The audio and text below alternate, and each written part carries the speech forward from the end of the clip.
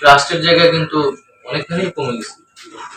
ফলে মানুষের ভিতরে একটা ক্ষুব্ধতা এবং সরকারের জায়গা থেকে যেরকম বিগত সরকারের জায়গা থেকে যেরকম নানা ধরনের প্রতিবন্ধকতা তৈরি করা হয়েছিল এবং সাংবাদিকদের আসলে নানামুখী প্রতিবন্ধকতা তাদেরকে করা হয়, শুধু সরকারের জায়গা থেকে না, আর অনেক জায়গা থেকে, তাদের আর্থিক জায়গা থেকে, পলিটিক জায়গা থেকে, এবং সাংবাদিকদের ভিতরেও একটা যেভাবে দোসর শ্রেণী তৈরি হয়েছে, আমার মনে হয় এর আগে এইভাবে দেখা যায় না।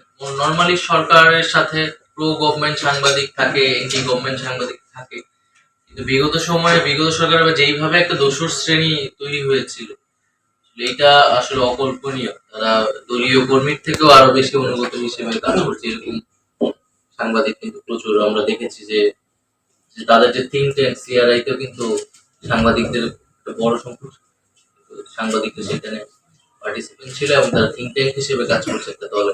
বিষয়গুলো ছিল আন্দোলনে সাংবাদিকদের অনেক ভূমিকা ছিল, বিশেষত রিপোর্টারদের যারা মাঠ পর্যায়ে ছিলেন। হয়তো আপনাদের অনেক ফুটেজ, অনেক বক্তব্য হয়তো প্রচার করা হয়নি শেষ পর্যন্ত, কিন্তু আপনারা চেষ্টা করেছেন এবং দেখা যায় যেহেতু একটা আন্দোলন হয়েছে, আন্দোলন ছিল, মানুষের ভিতরে অনেক উত্তেজনা, সেই জায়গা থেকে হয়তো আন্দোলনকারীদের সাথে আপনাদের অনেক ধরনের ভুল বোঝাবুঝি হয়েছে, আমরা এগুলো বিভিন্ন সময় শুনেছি।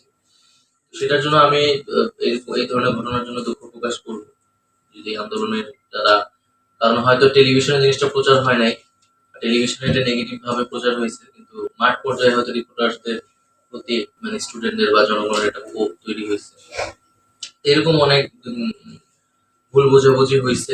আমরা সাংবাদিকতাকে তো নতুন করে আসলে করতে চাই, এবং সেই জায়গা থেকে আমি কিন্তু বারবার বলেছি যে এটা শুধু সরকারের বা মন্ত্রণালয়ের উপর আপনারা দায়িত্ব চাপিয়ে দেন, এটা আসলে ভুল হবে।